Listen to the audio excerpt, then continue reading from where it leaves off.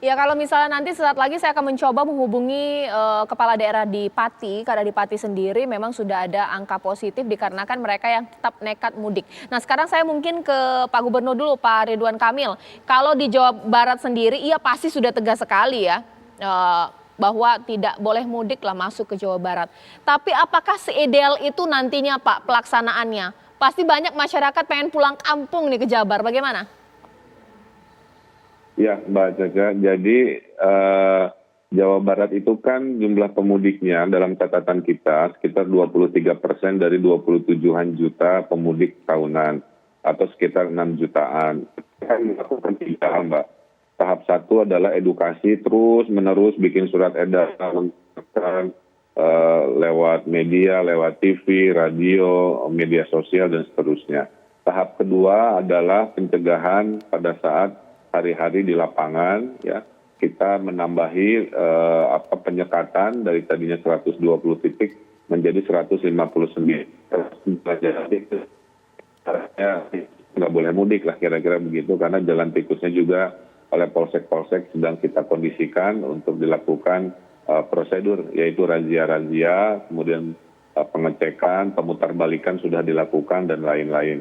Nah yang ketiganya kalau masih bocor juga, para kepala desa dan lurah sudah menyiapkan untuk menahan mereka-mereka yang ngotot mudik selama 5 hari di tempat-tempat khusus, ya. Ada yang tempatnya di sekolah, ada yang tempatnya di tempat-tempat yang tidak nyaman dan sebagainya. Intinya kalaupun bocor mudik akan dibikin tidak nyaman karena membahayakan. Karena kasus di Pati juga terjadi tahun lalu, Mbak, di Jawa Barat, di Ciamis ada pemudik dari Jakarta yang ngotot, ya,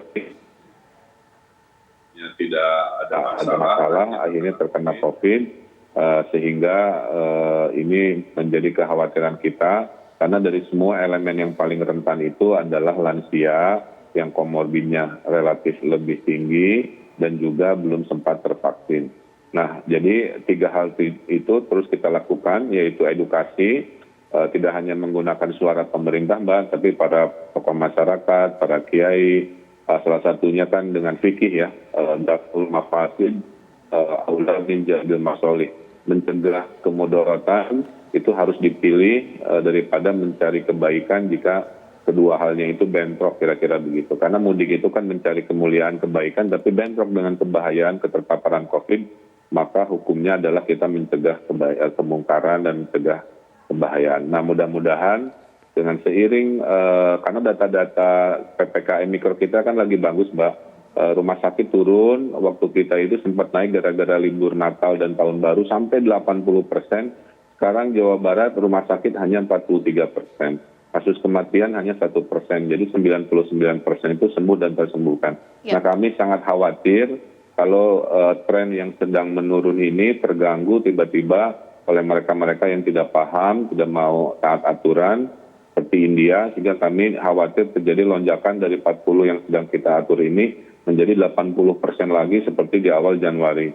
Nah oleh karena itu edukasi, kemudian tindakan di lapangan, penyekatan di jalur-jalur tikus juga, termasuk tadi penahanan karantina 5 hari di desa-desa kelurahan, itu cara Jawa Barat untuk mengetatkan dan memastikan tidak mudik terjadi di seluruh jadwal, baik pra libur lebaran, saat libur lebaran, dan pasca libur lebaran. Saya kira itu, Mbak, update dari Jawa Barat. Baik, kemudian saya kembali ke Ibu Khofifah. Bu Khofifah, apapun kebijakan yang dilakukan oleh kepala daerah itu pasti ya, tapi masyarakat banyak yang mengacu dengan peraturan yang sebenarnya sudah direvisi. Bolehlah mudik sebelum tanggal 6, ini bagaimana, Bu? Iya, saya juga mendengar informasi bahwa akan melakukan percepatan mudik sebelum tanggal 6, sebelum dilarang. Jadi hal-hal seperti ini sesungguhnya KIE-nya, komunikasi informasi edukasinya juga perasaan saya sudah berlapis-lapis. Sampai kita juga meminta dari masing-masing keluarga yang memiliki keluarga yang merantau untuk saling memberikan himbauan. Karena suasananya sudah alhamdulillah sangat membaik dari Kita di Jawa Timur isolasi khusus 26%, ICU-nya 41%. Yang dulu pada pasca liburan Nataru sempat 79%. Jadi suasana yang sudah membaik melandai berseiring dengan proses kebangkitan pemulihan ekonomi sudah mulai tampak. Jadi sabarnya kita untuk tidak mudik kali ini insya Allah akan memberikan signifikansi dari seluruh proses yang sekarang sedang dilakukan.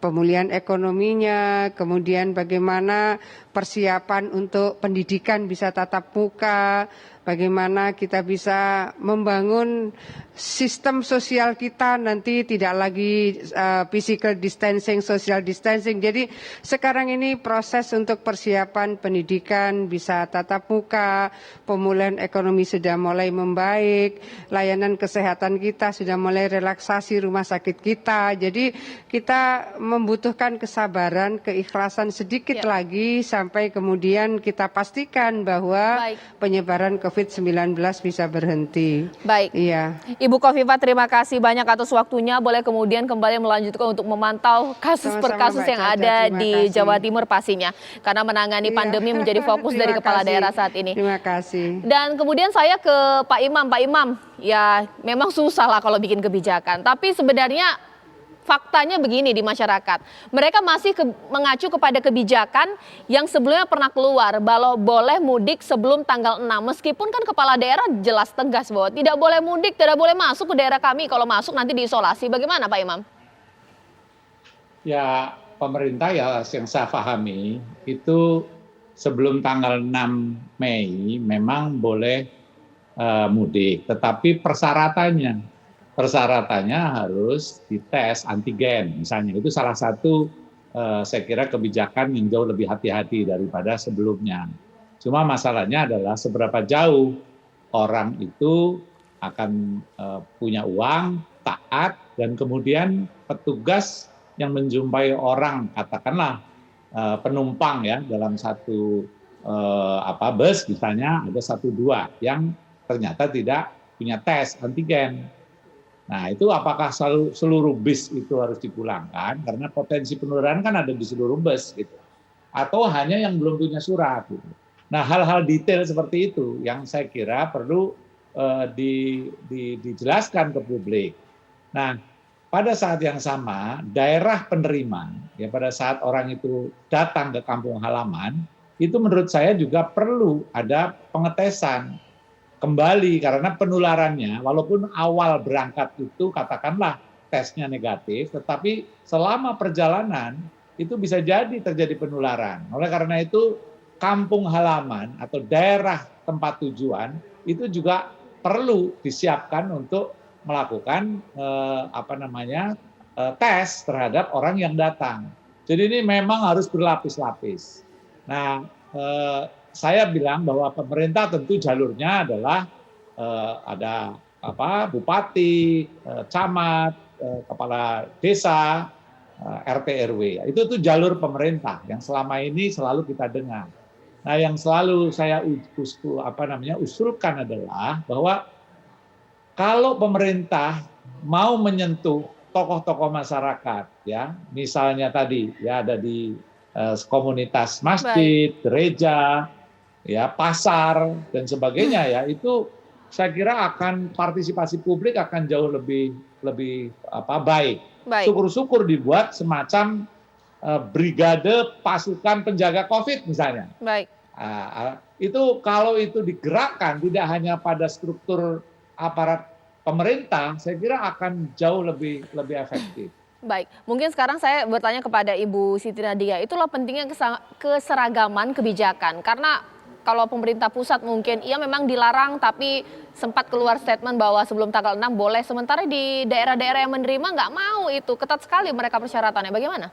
Iya, jadi sebenarnya larangan itu kan memang mulai tanggal 6. Tapi kita sudah sebenarnya mengatakan sebelum tanggal 6 itu kan kita lakukan pengetatan ya. Termasuk salah satunya adalah pemeriksaan antigen yang hanya berlaku 1 kali 24 jam.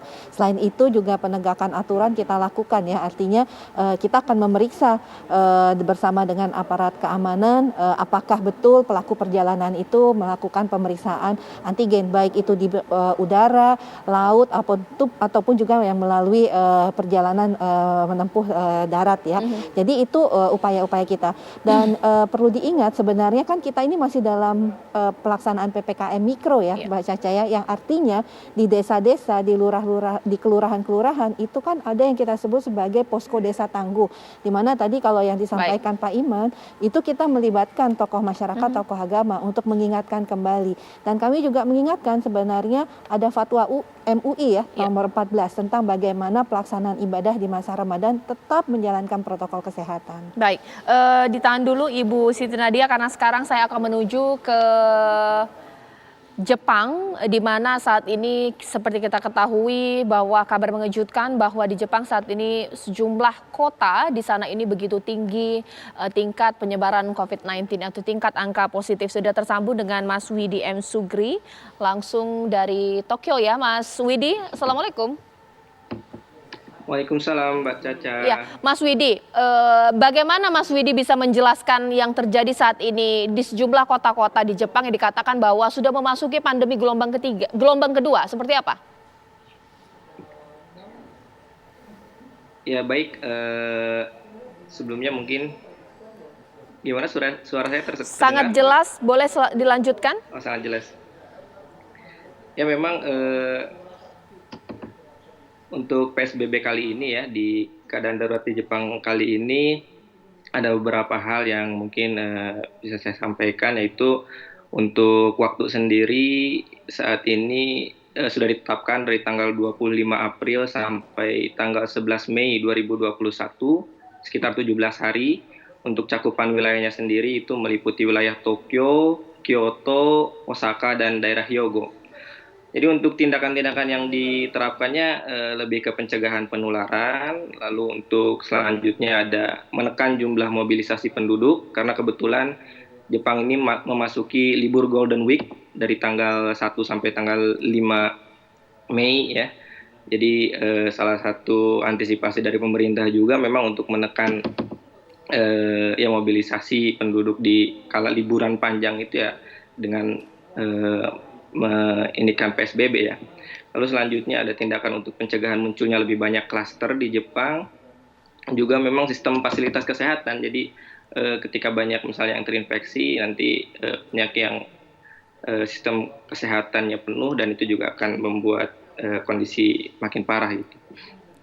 Lalu mungkin kalau yang saya dengar di beberapa TV, salah satunya ada kaitannya dengan persiapan Olimpiade ya.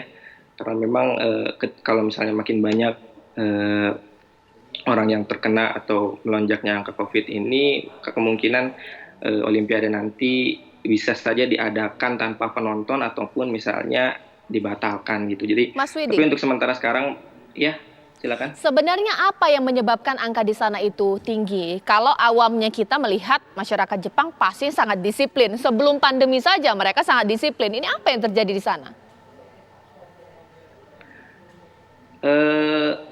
Mungkin kalau dari kacamata saya pribadi, sebenarnya lonjakan tinggi ini kalau misalnya kita perbandingkan dilihat dari angka ataupun apa itu, memang kalau dibandingkan dengan Indonesia, India ataupun yang lainnya, Jepang masih relatif sangat sedikit ya.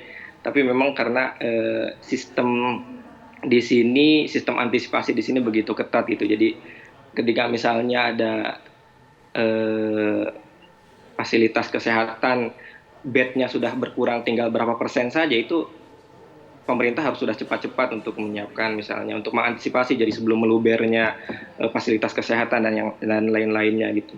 Lalu juga kalau saya lihat di berita di TV sendiri, memang mereka ini lebih mewaspadai tentang munculnya varian baru, karena memang varian baru ini kan penularannya itu sangat cepat dan Kalau dulu memang yang sangat dikhawatirkan untuk lansia, sekarang varian baru ini kan memang ke siapa aja gitu, bukan hanya Baik. lansia tapi juga ke anak-anak muda di sini. Jadi mungkin lebih ke arah sana kalau yang saya lihat Baik, sendiri. Mas Widi, terima kasih banyak atas informasinya. Tetap jaga kesehatan Anda dan juga bersama keluarga di sana. Dan kemudian nanti saya akan tanyakan hal ini kepada narasumber saya. Tapi juga saya akan memantau kondisi dari Stasiun Senen. Nah, ini di Stasiun Senen ramai tidak? Kalau ramai, ini kemudian harus dicek ini. Mereka akan kemana? Akan menjadi PR kepala-kepala daerah penampung para pemudik ini. Usaha jeda berikut.